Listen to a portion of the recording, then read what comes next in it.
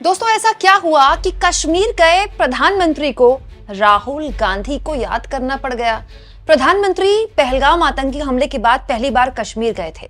उन्होंने वहां से पाकिस्तान को संदेश दिया, देश को संदेश दिया, कश्मीर को संदेश दिया। लेकिन सबको संदेश देते देते प्रधानमंत्री राहुल गांधी को संदेश देना नहीं भूले।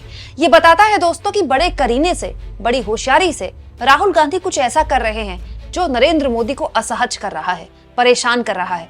नहीं तो ऐसे मौके पर जिसमें हर तरफ केवल उन्हीं की बात होनी चाहिए, वो जानबूझकर राहुल गांधी का नाम लिए बगैर उनका जिक्र क्यों कर रहे हैं। दरअसल दोस्तों, आज का दिन बहुत महत्वपूर्ण है, न केवल मोदी के लिए बल्कि राहुल गांधी के लिए भी। क्योंकि न केवल मोदी कश्मीर में जाकर पहलगाम आतंकी हमले के बाद बड़ा संदेश देना चाहते थे, बल्कि राहुल गांधी एग्जैक्टली इसी दिन बिहार गए। बिहार में जाकर राहुल गांधी ने एक बार फिर अपने मंसूबे साफ कर दिए, अपनी नीयत साफ कर दी कि वो बिहार में कोई पॉलिटिकल टूरिज्म नहीं कर रहे। इस साल का बिहार में राहुल गांधी का न केवल ये 5वां दौरा था, बल्कि उन्होंने वहां चोट की जहां एनडीए को, बीजेपी को, नीतीश कुमार को सबसे ज्यादा दर्द होता है। दोस्तों, आज राहुल गांधी गया थे, नालंदा गए। ये एक ऐसी जगह है जो एनडीए का बड़ा मजबूत गढ़ माना जाता है। लेकिन गया जाकर राहुल गांधी ने 2 बहुत इंपॉर्टेंट काम किए। एक, दशरथ मांझी, मैं आपको बता चुकी हूँ, मांझी फिल्म आई थी बहुत शानदार। दशरथ मांझी जिन्होंने अपनी पत्नी की याद में, अपनी पत्नी को खोकर एक सबक पाया, और दोस्तों उस सबक के बाद उन्होंने पूरा समाज बदल दिया। केवल अपने 2 हाथों से सालों तक एक पहाड़ तोड़ते रहे और आखिरकार पहाड़ तोड़कर रास्ता बना दिया। आज दशरथ मांझी फिल्म भी उन्हीं पर बनी हुई है। तो दशरथ मांझी के परिवार वालों से न केवल मुलाकात की, बल्कि उनकी प्रतिमा पर पुष्प अर्पित किए। दोस्तों, बड़े करीने से राहुल गांधी एक काम में लगे हुए हैं, बिहार में दलितों, पिछड़ों की आवाज बनने का काम। मांझी जो जाति है दोस्तों, ये महादलित में आती है, और बेसिकली जीतन राम मांझी इस जाति में अपना आधिपत्य मानते हैं। लेकिन महादलितों का एक बहुत बड़ा लमसम अमाउंट है, आप कह सकते हैं महादलितों का एक बहुत बड़ा वोट बैंक है जो भी बिखरा पड़ा है, जिसके कोई नेता नहीं है, बड़े नेता नहीं है। और यहाँ जीतन राम मांझी का वोट बैंक चैलेंज करते हुए न केवल राहुल गांधी पहुंचे, बल्कि परिवार वालों के साथ मुलाकात की और उसके बाद फोटो भी शेयर की।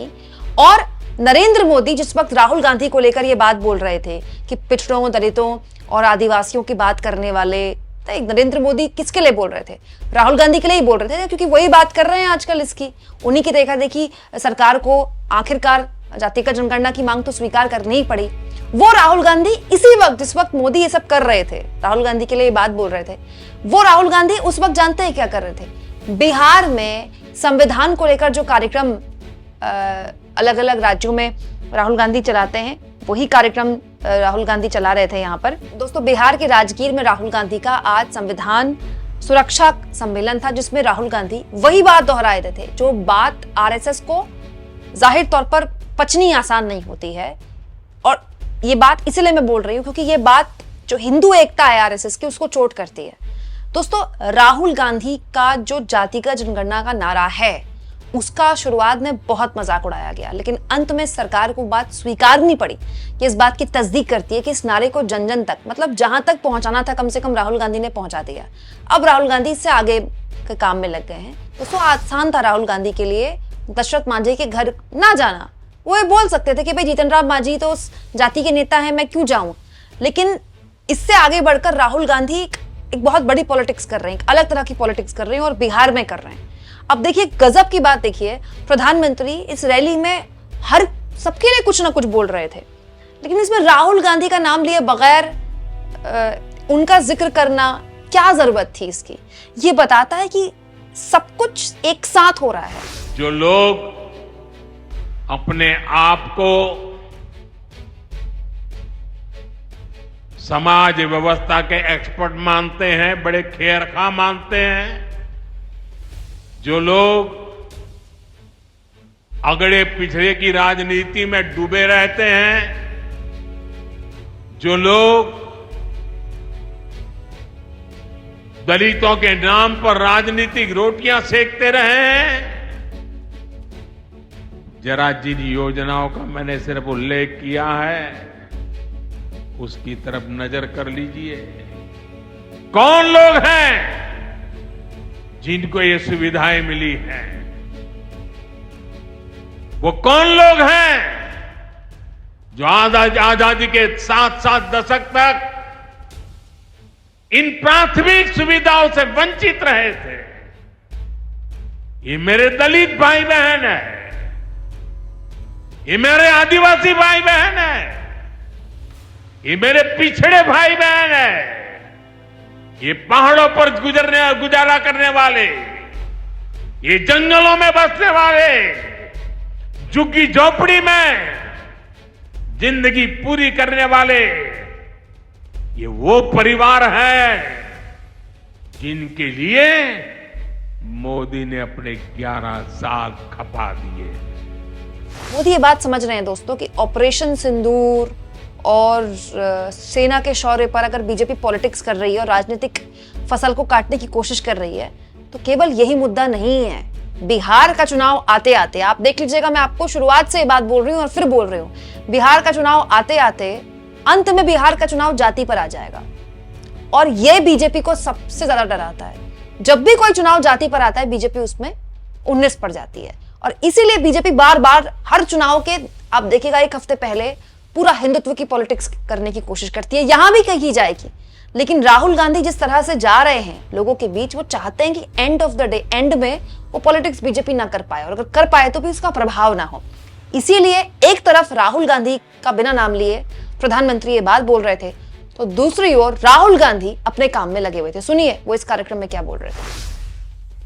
और मुझे मालूम था कि जिस दिन हमने थोड़ा सा दबाव डाल दिया उस दिन एकदम सरेंडर कर जाएंगे। मगर आप गलत फहमी में मत रहिए, ये जाति जनगणना जो करा रहे ना, ये असली जाति जनगणना नहीं कराएंगे, कभी नहीं कराएंगे। क्योंकि जिस दिन इन्होंने जाति जनगणना, असली जाति जनगणना कर लिया, उस दिन इनकी राजनीति समाप्त हो जाएगी, खत्म हो जाएगी। ये नहीं कर सकते हैं। जाति जनगणना के 2 तरीके हैं, एक बीजेपी का मॉडल, एक तेलंगाना का मॉडल। इसमें मैं आपको फर्क समझाना चाहता हूं। बीजेपी के मॉडल में बंद कमरे में अफसरों ने सवाल डिसाइड किए हैं। उन अफसरों में 90% का कोई नहीं था। बात समझिए, जाति जनगणना में सबसे जरूरी बात, कौन से सवाल पूछे जा रहे हैं।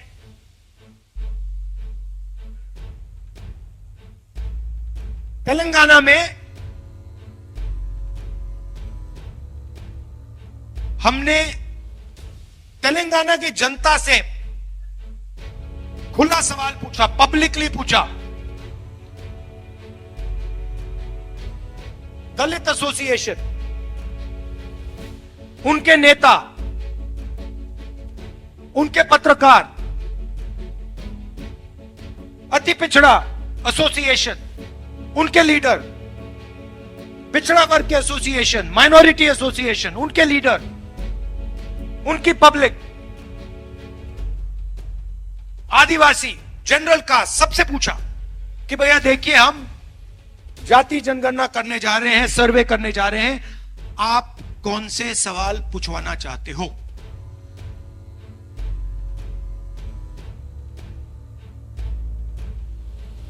दलितों से हमने पूछा, उन्होंने कहा देखिए,